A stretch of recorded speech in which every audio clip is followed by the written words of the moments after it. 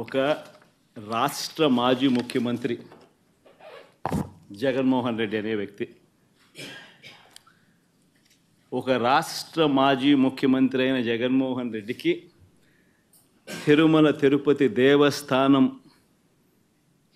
దేవుడిని దర్శించుకునేందుకు వెళ్తాను అనంటే వెళుతున్న నేపథ్యంలో మీకు పర్మిషన్ లేదు,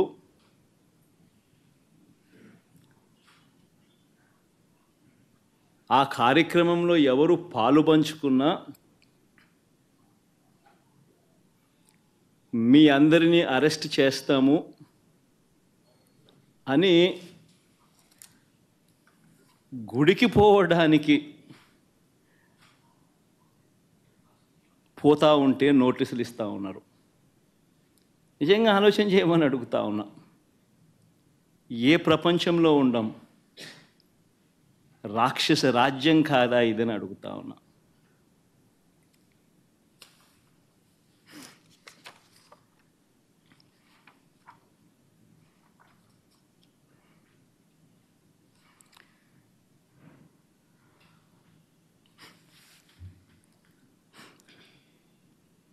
ఒకవైపునేమో నన్ను ఇలా వెళ్ళనివ్వకుండా, ఒకవైపున వైఎస్ఆర్సీపీ శ్రేణులెవరూ కూడా వెళ్ళనివ్వకుండా ఈ మాదిరిగా నోటీసులు ఒకవైపున ఇస్తూ,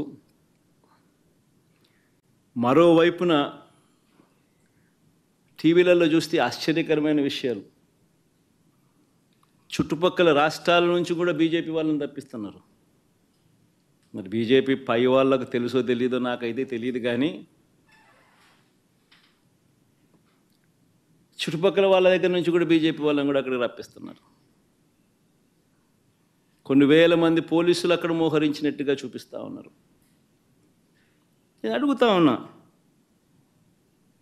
ఎందుకు ఇంతగా టాపిక్ డైవర్ట్ చేయడానికి కోసం ఎందుకు ప్రయత్నం చేస్తూ ఉన్నారు? ఎందుకు ఇలా టాపిక్ డైవర్ట్ చేయడం కోసం ఎందుకు ఇంత ఆరాట పడతా ఉన్నారు?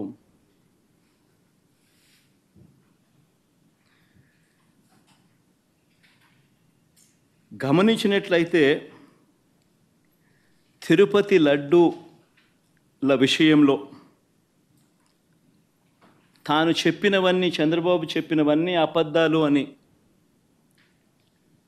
ఒక్కొక్కటిగా రుజువు అవుతూ కనిపిస్తూ ఉన్నాయి.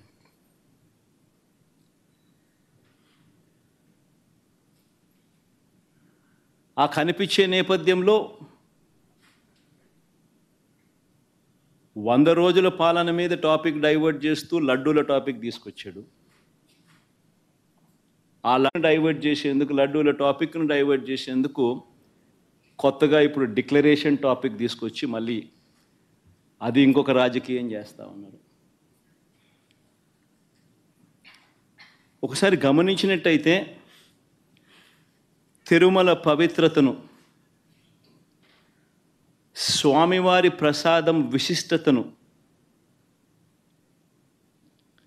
తిరుమల పవిత్రతను, స్వామివారి ప్రసాదము విశిష్టతను, తిరుమల తిరుపతి దేవస్థానం పేరు ప్రఖ్యాతలను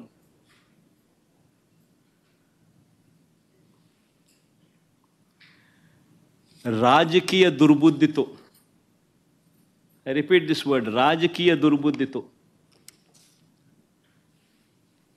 జంతువుల కొవ్వుతో